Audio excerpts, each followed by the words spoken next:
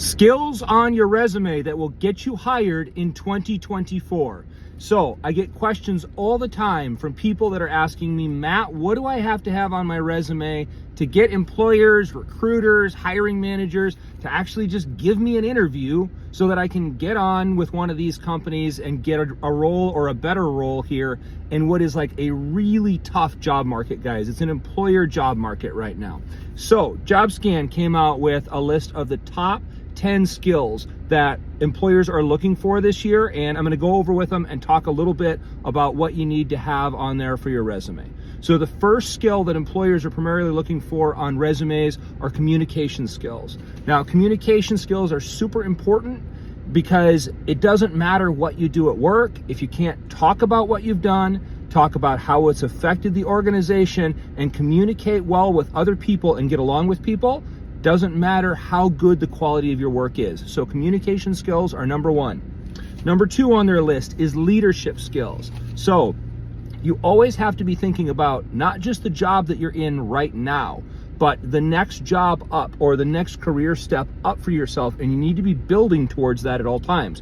One of the best ways you can do that is to make yourself known as a good leader of people, even if you're not in a leadership position or you're not in the leadership position that you want to be in going forward. So showing leadership skills, stepping up and handling things on projects where other people drop them, or taking the lead on things are going to be important for you to be able to get promoted.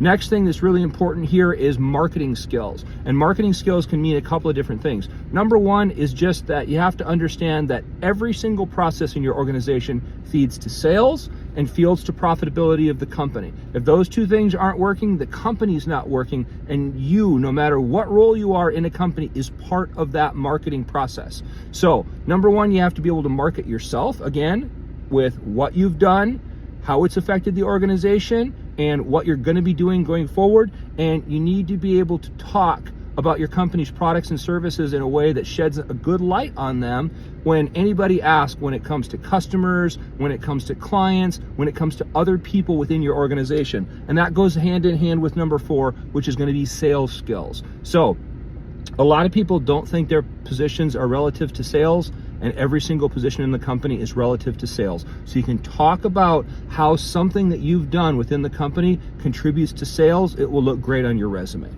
Next one is professional skills, and what they're talking about with professional skills is they're talking about behavior and accountability. So I will tell you guys that the number one difference between I see with people that are just entering a company or in an entry-level management position and executives is that a majority of times the executives that I've coached and worked with take extreme accountability within their roles, meaning that if somebody messes up anything on their team, they don't go, that person messed it up. They go, you know what? We understand that it's a mistake. We're responsible for it. We're going to jump in and we're going to fix it. And we know how not to do that in the future.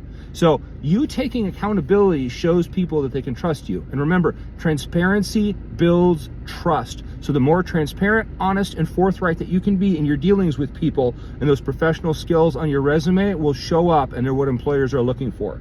Next is customer service skills. You got to be able to handle unhappy clients. You have to be able to handle disgruntled customers. You have to be able to handle folks within your team that are not happy with things. And the skills to be able to work with people and to be able to get them to a place where they're happy with what's happening will be invaluable to you in your career. Next one on their list is organizational skills. This is a really big one, and this has to do with perception as well. So organization, have you ever walked by someone's desk and there's papers everywhere and there's sticky notes everywhere, and if you ask that person if they're organized or if they're able to manage their task, they'll say, oh my gosh, I'm so busy, I have all this work.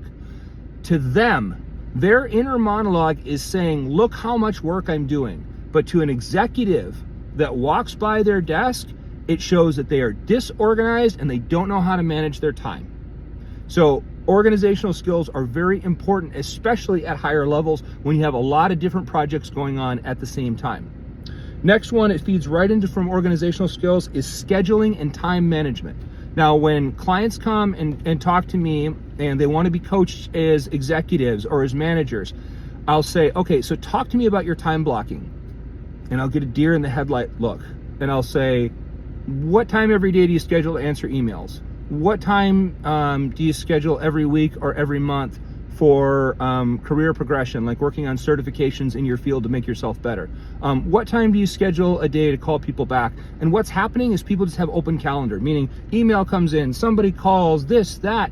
You will never get ahead in your career if you don't learn to manage your time and block it off and say, I'm not handling any distractions right now. I'm not handling any emails right now. I'm not taking any phone calls right now. I'm focusing on this. And then things get done and they get checked off the list and they get moved on from. And if you don't block out things, especially if you are in sales and marketing, when it comes to, this is when I'm going to prospect clients, this is when I'm going to go door to door, this is when I'm going to make calls, this is when I'm going to do all this stuff, you will never get it done, because all you're doing all day long is putting out fires. So scheduling and time management is very important the higher you move up within a company.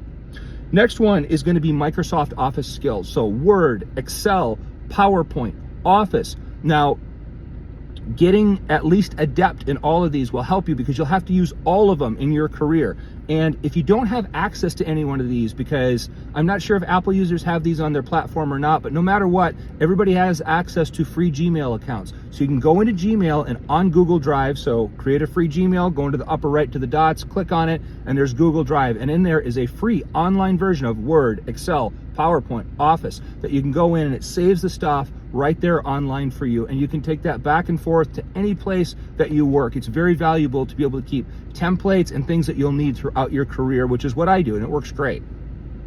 And the last one I removed from their list was engineering skills, and I'm going to go with one that's more broad to everybody, and that is conflict resolution skills. If you can sit down with people and say, I understand that this is your position on this, and you've thought through why they might be thinking that way, and you say, but I disagree, and I think that this might be a better way to go instead because of these reasons. And then say, what do you think about that? And have an honest monologue where you're not walking away saying they're a bad person, you're a bad person, their idea is not good, your idea is not good. But you're able to have a conflict resolution discussion where you guys can sit down and openly communicate ideas in a way that works. And by the way, if you have a manager or a supervisor or somebody above that you're trying to get your ideas out to and they're not agreeing with you, you are the one, if you're going to be trying to move up at work or get hired at work, that has to adjust to the people above you. So learn their communication style and adjust the way that you communicate with them accordingly. So these are 10 great skills to have on your resume and mention. And one of the best ways that you can mention these is that it used to be called a summary at the top of people's resume. Now people often call it a personal statement. But what that is this is who I am, this is what my education or background is, and these are the goals that I have for my workplace. And then right below that, having a skills section. You can get all of these things listed out in those 2 short sections and be able to show employers, applicant tracking systems, that some job sites have everything, that you have all of these important skills. So these are the top 10 rated skills for 2024 to get hired. If you guys have any questions, put them below. I'm happy to answer them, to try to help. I know that it is a rough job market out right now, and it's an employer job market. It'll swing back to where it was in 2022 at some point, where it's an employee market and employees can make more demands on salary, location, everything else. But right now it's an employer market, so we have to work within what we have. So again, if you need more help, let me know below. I'm happy to jump in. We're trying to get everybody that wants to get a job in 2024 the best opportunity to do so. I hope this helps, and I will see you guys in the next one.